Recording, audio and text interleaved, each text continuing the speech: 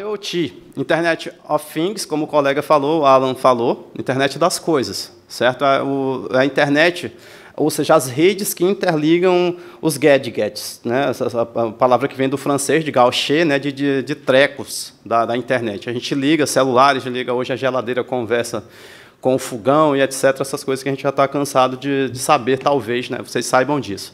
Então, e a Internet of Everything, ela envolve mais coisas do que as próprias coisas da Internet das coisas, certo? O que ela envolve? A gente tem aqui, mais adiante, cadê o aponto para onde? Para o meio? Pronto. A gente tem aí a Internet das coisas envolvendo o quê? Processos, pessoas, dados e as próprias coisas. Então, repito, não esqueçam, o que eu estou trazendo aqui para vocês já serve de mote para trabalhos de conclusão de curso, para quem for aluno, já serve de mote para pesquisas outras dos profissionais que já estão atuando, né, no direito digital ou que pretendem atuar. Então, vão anotando essas coisas. Certo? Então, quando eu falo desses processos aí, significa que quando a geladeira vai conversar com o meu fogão, ou então quando eu configuro a minha cafeteira, para que quando eu chego em casa ela esteja lá fazendo meu café naquele determinado horário, ou então quando eu acordo, esses processos fazem parte da internet de tudo, certo? Que engloba, como eu disse, a internet das coisas também. Processos envolvendo pessoas. Eu sou a pessoa que vai beber aquele café quando chegar em casa, né? Inclusive, a gente tem aí, eu sou pentester, né? O pessoal que faz testes de penetração, esse é o nome desse tipo de profissional. Esse profissional faz testes de invasão em redes e sistemas. É uma das coisas que eu faço, além de perícia também, computacional.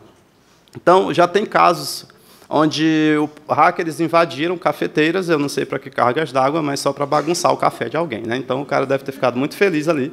Eu estou falando de café também propositalmente, porque pela manhã eu acho que eu dou um gatilho mental para a gente despertar um pouco mais do sono, né? Mas existem esses exemplos, sim, a gente vai ver outros bem mais esdrúxulos daqui a pouco. Beleza, é um processo envolvendo pessoas. Eu sou o agente... Olá. Por gentileza, apresente o colega, ele acabou de chegar. Só uma pausa para que o nosso palestrante chegou. Interrompendo, né? O doutor Eric chegou, então vai compor a mesa conosco. Muito obrigado. Uma salva de palmas aí para o doutor Eric.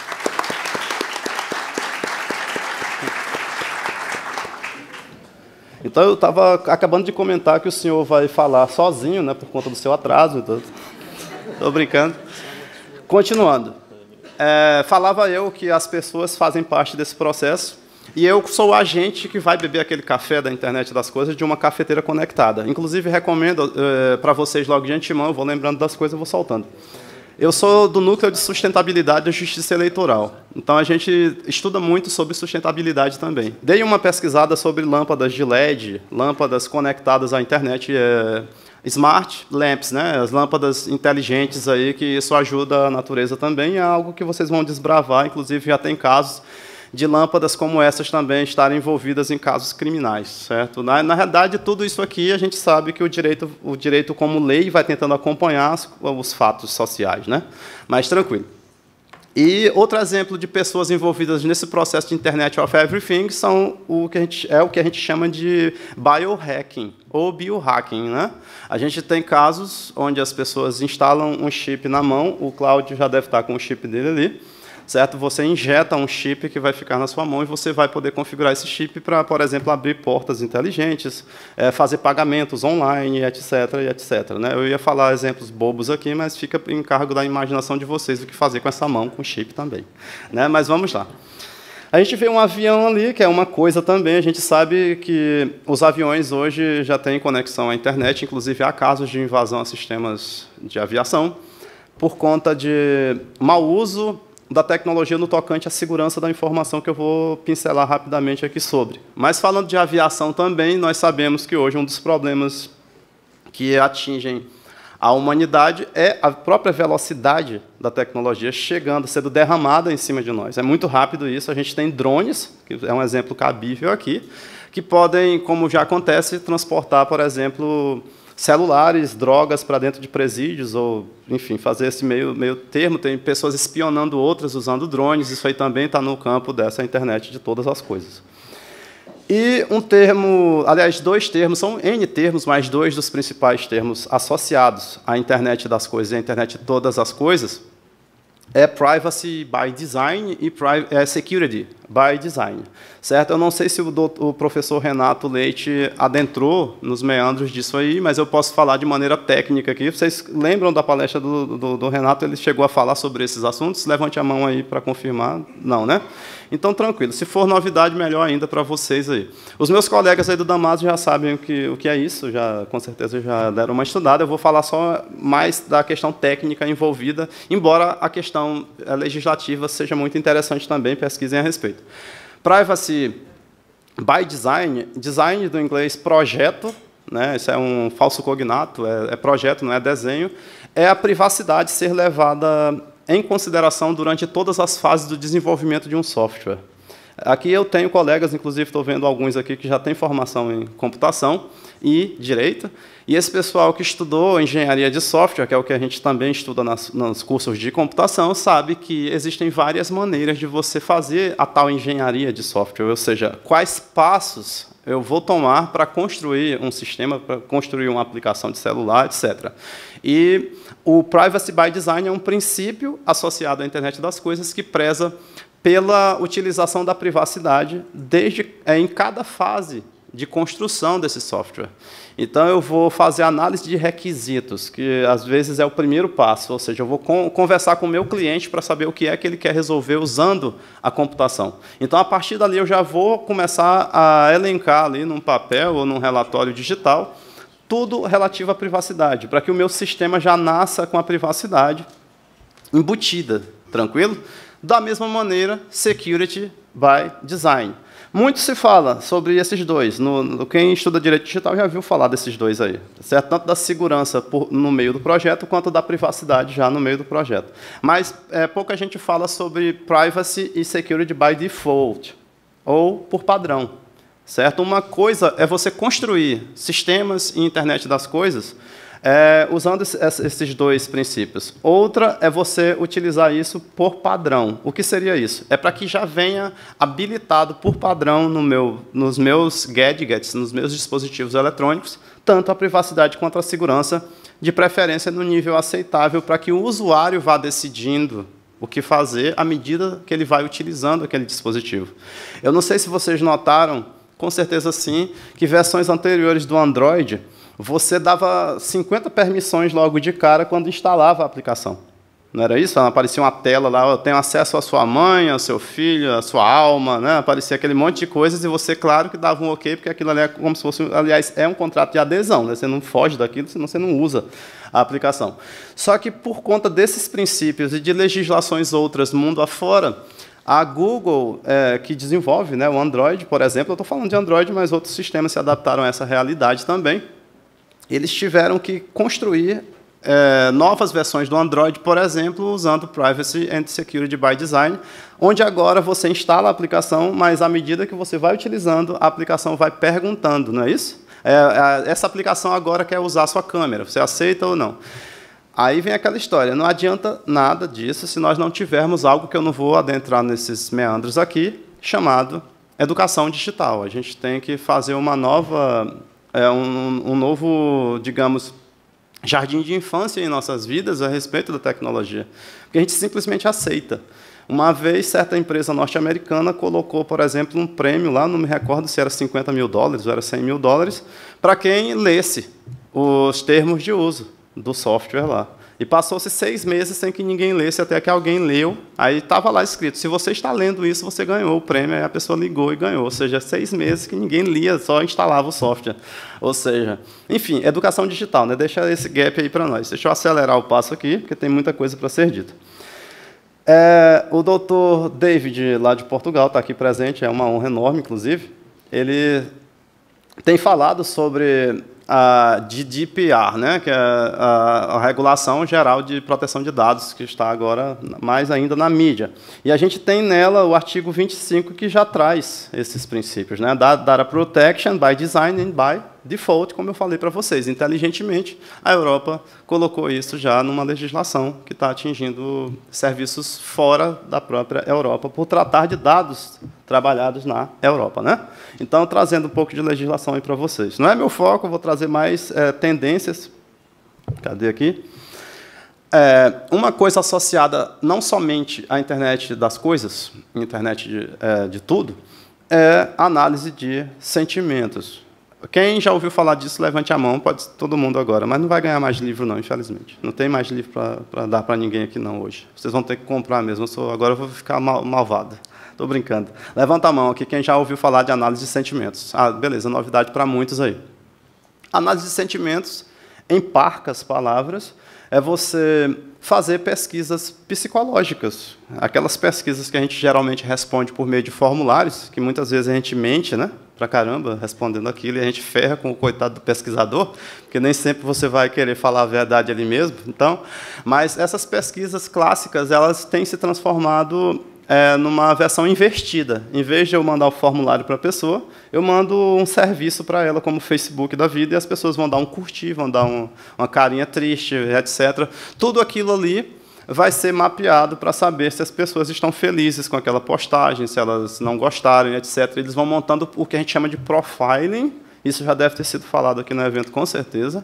O profiling é a criação de perfis de pessoas. Isso é bom e isso é muito perigoso, por isso que eu estou trazendo. A utilização de internet das coisas, de um fogão inteligente, de um tênis conectado à internet, de fraldas geriátricas conectadas à internet, a gente tem isso para saber quando o velhinho ali fez cocô e a pessoa tem que trocá-la no hospital, isso já existe, né? Marca-passos conectados à internet, inclusive casos de homicídio cometidos via internet, porque você invade, por exemplo, um dispositivo médico hospitalar e você termina fazendo com que alguém seja levado a óbito. Todas essas coisas juntas têm a ver com análise de sentimentos. Por quê? Porque eu vou adequando. O bom da história é adequar os produtos, né? As empresas vão tentando adequar seus produtos conforme o humor, conforme ali o comportamento das pessoas. Mas o lado ruim da análise de sentimentos está num exemplo aqui, certo? Onde a Europa, a França principalmente, ela começou esse movimento, porque vazou de dentro do Facebook a análise de sentimentos usada de maneira não autorizada, pelo menos conscientizada para os usuários. Durante um tempo, eles pegaram vários usuários e ficaram fazendo testes, onde o newsfeed, todo mundo sabe o que é, simplesmente o alimentador de notícias, né, traduzindo ao pé da letra, do Facebook, é a tela principal onde surgem as postagens, né?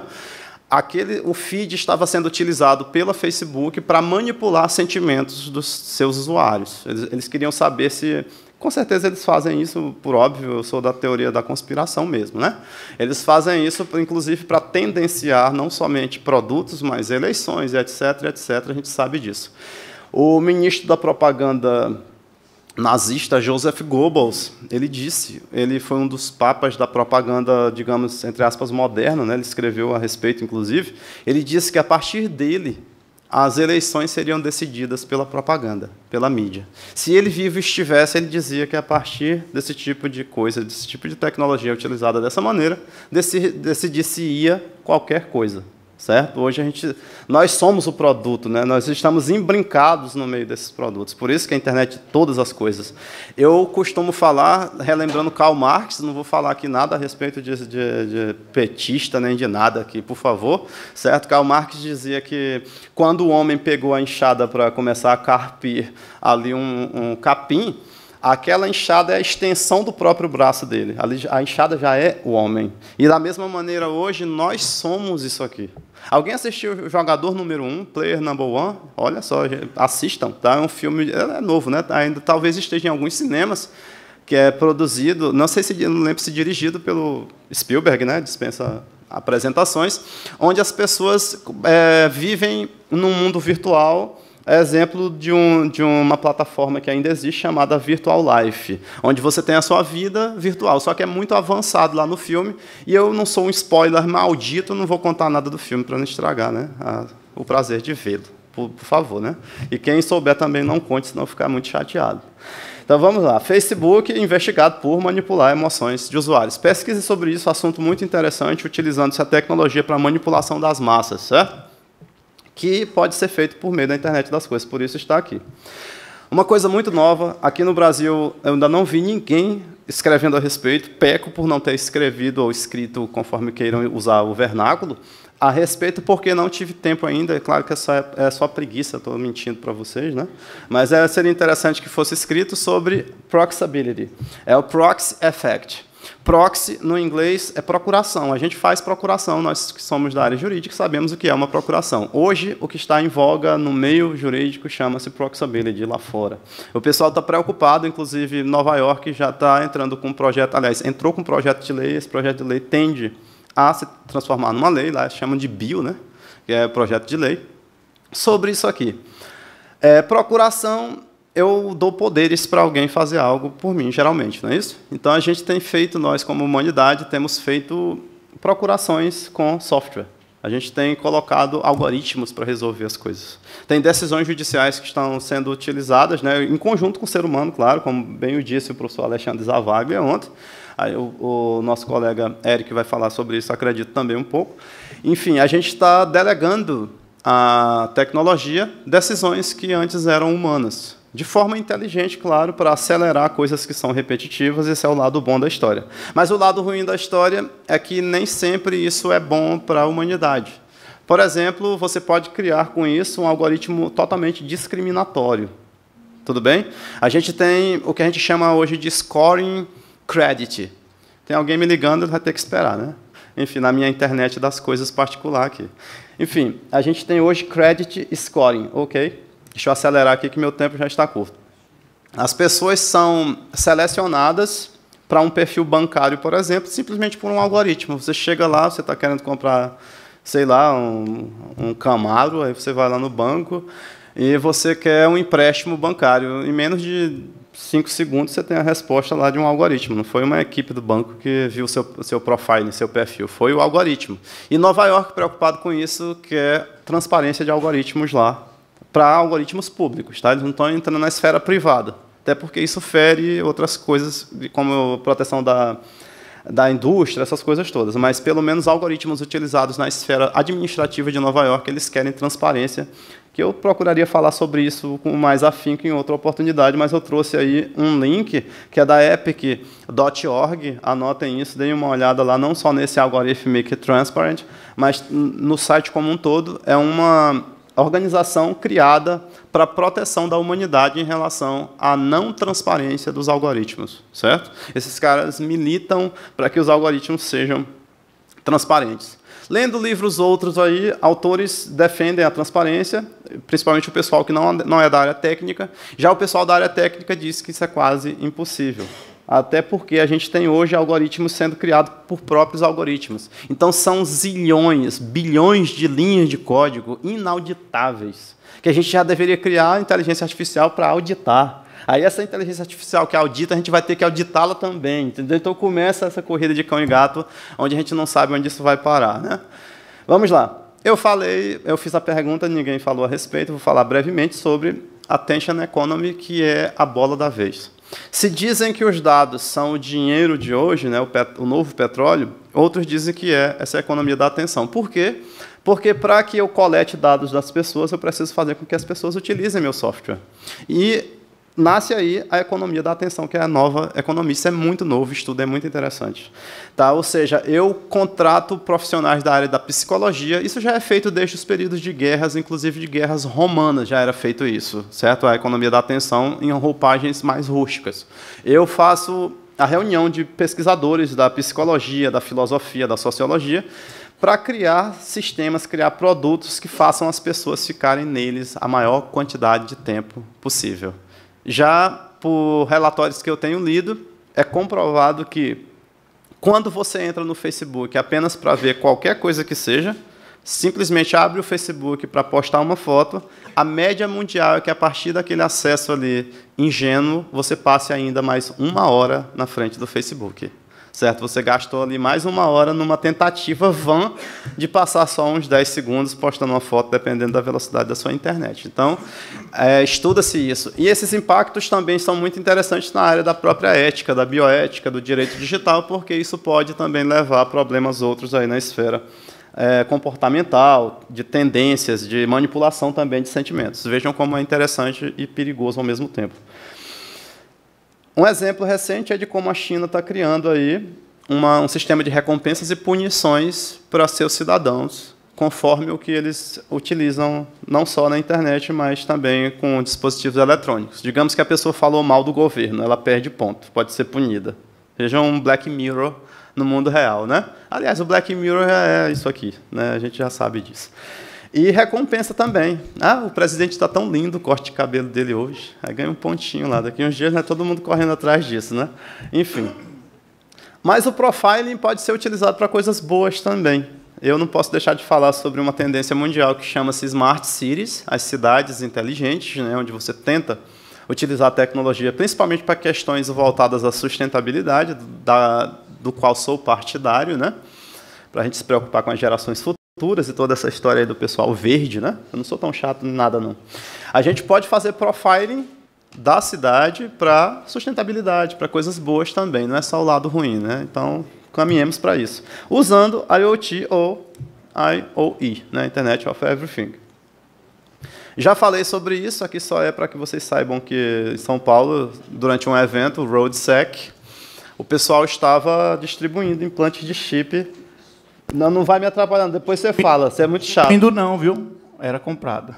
Viu? Pronto, só para deixar claro aí, viu? Eu estou brincando com ele porque ele ontem não me chamou para sair, eu fiquei muito enciumado que ele saiu com outros amigos. Mas tudo bem, é assim que funcionam as coisas, né? É assim que funciona a internet das coisas também. Esperar a gente marcar o almoço, que aí quando você marcar eu vou para outro lugar, né? Entenderam como é que ele é? Ele ainda é sarcástico, né? A gente tem um exemplo recente de inteligência artificial que foi contaminada pela brincadeira brasileira, que é o SimSim, né?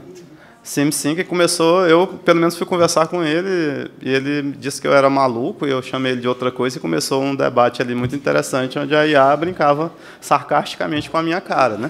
Então, isso também tem a ver com análise de sentimentos. Né? Você pode, por exemplo, falando em coisas mais sérias, você pode criar jogos aí que estão fazendo as crianças se tornarem agressivas ou tendentes a comprar determinadas coisas. Né? Mas o SimSim é muito engraçado mesmo. TV da Samsung grava a conversa dos usuários. Depois descobriu-se que também filmava. Então, na intimidade sexual de pessoas que usam a TV no quarto, imaginem vocês, como eu já fiz perícia, inclusive, de hackers vizinhos de uma pessoa, invadiu a TV da pessoa e ficou assistindo a pessoa que ela fazia dentro do quarto, ou as pessoas que frequentavam aquele quarto. Então, muito cuidado. Namoradas minhas costumam colocar uma fita crepe nas câmeras e nos microfones. Elas não são bobas, né? Mas, enfim. Essa é legal. Hackers invadem smart vibrador e conseguem controlar acessório remotamente. Então, vocês que estão interessados em filmar suas próprias profundezas via seus próprios orifícios e compartilhá-las na internet para ver se alguém vai curtir, tenham muito cuidado com a segurança da informação associada a isso, porque um hacker pode começar a fazer testes de penetração em você, né? De maneira não autorizada. Né? Então, é isso, só para trazer aqui também essas loucuras que acontecem odiernamente. Perguntei o que era Mirai. Claro que isso é técnico, mas como saiu na mídia, eu acreditei que alguém pudesse saber, o que não interessa, é assunto demais, a gente não sabe de tudo, e eu sou um pesquisador da área, é minha obrigação saber disso e repassar. O Mirai, na realidade, é um malware, a gente sabe o malware é o gênero, onde os vírus, os cavalos de Troia, etc., fazem parte como espécie. Né? O Mirai foi um malware desenvolvido por desconhecidos, embora grupos hackers tentassem conseguir a autoria, nada foi comprovado, ninguém sabe quem criou isso, essa que é a grande verdade, que invade, até hoje, IoT. Internet of Everything. Um chip na mão, por exemplo, uma versão adaptada poderia invadir um chip desse também, certo? Sua mão começava a ter vida própria, enfim, estou brincando. O Mirai fez uma invasão muito famosa no dia 21 de setembro de 2016, onde ele esse malware invadiu várias câmeras de segurança, babás eletrônicas e vários dispositivos mundo afora, e esses dispositivos miraram os servidores principais da internet, que são chamados de DYN, ou DYN, D-Y-N. E como foram feitas requisições aos milhões, esses servidores sofreram o que a gente chama de ataque de DOS, Denial of Service. Ataque de negação de serviço. É quando um serviço da internet recebe tantas requisições que ele não consegue responder mais. nenhuma que chega, certo? É simplesmente isso. Então, houve um múltiplo distributed denial of service. É um ataque de negação de serviço distribuído mundo afora múltiplas vezes, durante várias partes do dia, afetando, tirando do ar, realmente, serviços como Spotify, Netflix, aí já teve suicídio em massa, né, nesse dia, com certeza. E outros serviços, o Facebook não foi afetado, porque ele, felizmente, estava numa malha diferente de rede, mas usando a internet das coisas para atacar a própria humanidade. A gente tem casos de hospitais sendo invadidos para atacar pacientes, etc., em coisas bem mais modernas, como eu falei antes, né, homicídios acontecendo. Já está quase finalizando. O Lope é um malware muito recente, descoberto, em primeiro lugar, pela Kaspersky, que é uma empresa de segurança russa, que produz um antivírus e uma suíte de segurança que muitos recomendam que seja utilizado. Ruins é com ele, pior sem ele, né? Eu não costumo recomendar essas tecnologias, mas o Kaspersky é bem famoso nesse sentido. Mas vejam vocês que a Kaspersky tem sido acusada de ela própria criar os vírus também para vender os próprios produtos, então fica muito triste esse tipo de informação, né? Como as farmácias também são acusadas de criar as próprias doenças para criar os remédios lá. Isso é outra esfera da teoria da conspiração. O Lope faz o quê, esse malware? Ele chega no seu celular por meio de conteúdo pornográfico. Eu tenho absoluta certeza que aqui ninguém acessa isso, somos todos puritanos. Então, esse malware chega por meio desses conteúdos pornográficos, sites como Xvideos, eu só ouvi falar desses sites, né, PornTube e tudo isso, né? Ou por meio de falsos antivírus. Vejam só como é inteligente esse malware. Você vai receber isso por meio de um falso antivírus instalado no seu celular. E ele fica pedindo toda hora permissão de administrador para que ele possa baixar os novos módulos de ataque dele. E se você dá a permissão, ele começa a fazer o download dos novos módulos da própria invasão, né? Que vai se desenrolar em ataque de negação de serviço, em outros ataques usando o seu dispositivo. Se você tenta tirar as permissões de administrador, o Lope fecha a janela dando um erro, dizendo que deu erro na aplicação. Na realidade, ele não está deixando você tirar. E se você tenta baixar antivírus para combatê-lo, ele diz que o antivírus tem malware. Veja como é engraçado esse tipo de tecnologia. Ele fica brincando com você, entendeu? E levando quem não conhece isso ao erro, induzindo ao erro, né? Engenharia social aí na veia com esse tipo de malware. Por que eu estou falando dele? Porque em testes recentes descobriu-se que esse malware é capaz de derreter nossos celulares. Beleza? Você vai perder o seu aparelho porque ele vai processar de uma maneira tão rápida a mineração de moeda digital chamada Monero, usando o seu dispositivo, que é um dos módulos do Lope. Ele vai processar tão rápido que o seu processador vai sofrer o que a gente chama de power virus. É um vírus que utiliza a força elétrica, a energia elétrica do seu processador. E como nossos celulares eles não foram inventados para ser uma NASA ou um pentágono de segurança, geralmente esses processadores são frágeis para esse tipo de ataque mesmo, como são ainda. Então, outra coisa, segurança é sinônimo de tempo, mais tempo, né, e dinheiro sendo gasto. Então, geralmente, as empresas não querem muito gastar com segurança por razões óbvias, né? Mas aí está um exemplo de algo que faz o melt, o derretimento de dispositivos, usando a internet das coisas e tudo isso que eu falei aqui antes. Para quem for curioso, nós temos aí um recente estudo do Brasil, pelo BNDES, chamado Internet das Coisas, um plano de ação para o Brasil, onde tem 76 sugestões para a indústria de internet das coisas no Brasil. Estudos foram feitos por várias entidades, inclusive a própria OAB São Paulo. Eu fiz uma colaboração com a parte de segurança da informação nesse tocante. Então, quem for curioso, dê uma lida, que é muito legal. Isso aqui é só para finalizar. O que os desenvolvedores de aplicações e de dispositivos da internet das coisas menos querem é a tal da buffer face, que deve ser novidade para vocês também. É aquela cara que a gente fica quando algo está carregando e não termina de carregar nunca, né? Uma das maiores preocupações de quem desenvolve isso é só para descontrair, para vocês saberem que existe esse termo aí nos neologismos da internet. Seria isso, muito obrigado, espero que tenham gostado. Tá o meu Facebook, deem uma curtida lá, isso é uma miserabilidade, é uma miséria de curtição, né? Por favor, curtam minha página, me ajudem, né? Então curtam lá, tá? É mendigar curtidas, né? A gente chama assim, né? Espero que tenham gostado, muito obrigado. Bom dia.